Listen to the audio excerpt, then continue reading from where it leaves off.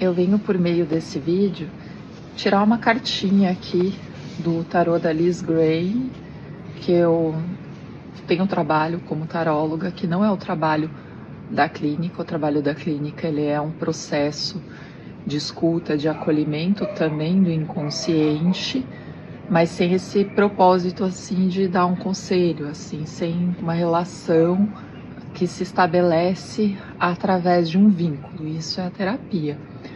O tarô, ele pode ser terapêutico, assim como um banho de banheiro, uma sauna, dançar também pode, muita coisa pode ser terapêutico.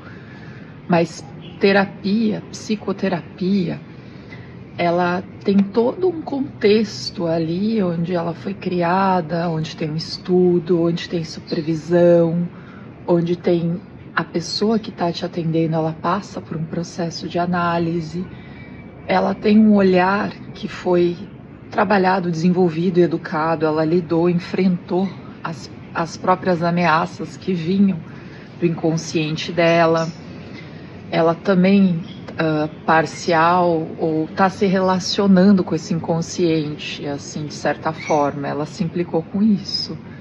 Isso faz a pessoa um psicanalista e a clínica terapêutica. A terapia é um processo assim que é diferente de contar algo para uma amiga e que você dá pitaco, você se projeta, você fala, se fosse comigo, se fosse comigo. A escuta terapêutica, ela é uma extensão de si.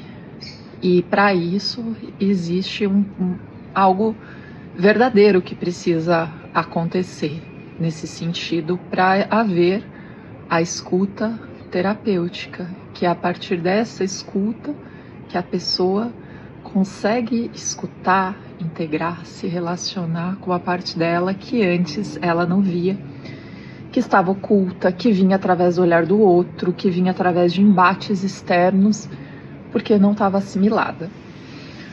Eu gosto de falar isso assim porque é importante fazer terapia. As pessoas às vezes levam as suas questões, seus problemas para um contexto que elas até fogem desse olhar terapêutico, desse lugar que vai levar ela para uma resposta dentro dela mesma. A gente foge disso. Eu mesma tendo anos de terapia, porque faz parte do meu processo, eu para ser psicoterapeuta eu preciso estar em terapia. Então tem todo, e eu não sou psicóloga, aqui no Brasil a legislação ela não infere assim que você seja médico ou psicólogo, assim a minha formação, a minha graduação é outra, e eu fiz uma formação, mudança de carreira, quando eu decidi mesmo, assim, e eu gosto disso, mas eu reconheço que é um grande desafio,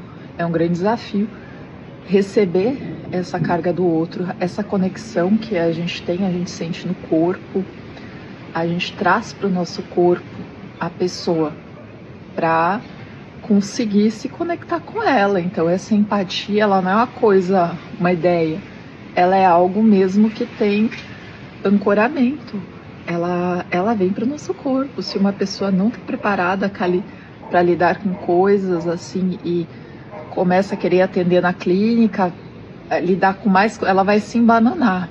Então precisa supervisão, precisa de um olhar para além do seu, por mais convicto e seguro que você seja, ou segura, é que os homens geralmente são mais seguros, e isso é preocupante, porque os homens são os que menos fazem terapia, são os que menos procuram ajuda, são os que mais se matam, são os que mais causam violência, assim, e são os que menos buscam ajuda terapêutica. Então muitas pessoas levam isso até para mulher, usam mulher, namorada, usam e na verdade não usam, assim, se fica ali num lugar assim de proteção, de não desenvolvimento, encobertos por trás de uma mulher que lhes dá proteção, muitas vezes, ou de um homem que lhes protege porque eles não querem se deparar com esse inconsciente, com se implicar com isso, assim, com desenvolvimento, com onde isso vai me levar, né? porque tem coisas que não tem como a gente desver. Tem coisas assim que nos transformam. O processo terapêutico, ele transforma você. Se você entrou em terapia, em psicoterapia, você vai ser transformado. Então isso já basta para a gente entender por que tanta gente foge, porque é real. Não é científico, mas é no sentido assim, muito assim, nesse sentido baseado em evidências, mas é real. Funciona assim, é vivencial, é empírico. E fora a desvalorização também, a gente mexe com a valoração, o serviço ali que é visto como um cuidado, como a gente não reconhece esse valor do cuidado. Também esse lugar que a gente sempre colocou as mulheres nessa função do cuidado, então tem toda uma cultura patriarcal que subjuga o que é de mulher, trabalho de mulher, serviço de mulher. Então a gente tá com homens indo para dates falando de questões que era para levar para terapia, que era para estar ali, cara, você não tá em condições de se relacionar, de tipo, às vezes as mulheres já têm essa facilidade relacional e elas ainda estão terapeutizadas e elas estão encarando esses caras que, além de não conseguirem, não saberem se relacionar porque nunca lidaram consigo, não lidam e vai querer se relacionar com alguém, vai ficar se relacionando com o próprio inconsciente, vai usar o outro de bode expiatório, vai entrar em relação de poder, vai querer diminuir o outro, impedir o outro de crescer, porque não olhou para algumas questões em si, não achou importante, não deu valor para isso, e a gente tem esse sintoma assim, social muito presente. Outro sintoma social também, assim, eu falo, a gente faz supervisão para ter um terceiro olhar, para alguém ver e perceber coisas que todo mundo tem pontos cegos, então coisas que pela minha vivência e pela minha experiência eu posso não perceber algum aspecto do outro, então existe um terceiro olhar, e isso não é uma clínica de poder. Quando um terapeuta assume um lugar de poder, de dizer que faz isso, ou você... Isso acontece muito quando mulher busca terapeuta homem, já aconteceu comigo. Desse lugar assim de poder, de subjugação, e isso diminui, é que nem você tá numa relação ruim, muito fracassada, que o outro só diminui você, e com o tempo você internaliza isso, e acaba tomando essa postura. Quanto mais diminuta você fica numa relação, mais diminuta você vai para a vida e mais diminuta você aprende a ficar. E no setting terapêutico a gente precisa olhar para essa questão. Terapeuta homem atendendo mulher, às vezes, inconscientemente, se ele não é bem trabalhado, se ele não tem uma supervisão, se ele não tem letramento, ele vai para funcionar desse modo e ele vai colocar ela ali num lugar que já tem todo um condicionamento. Então, gente, façam terapia, é muito importante.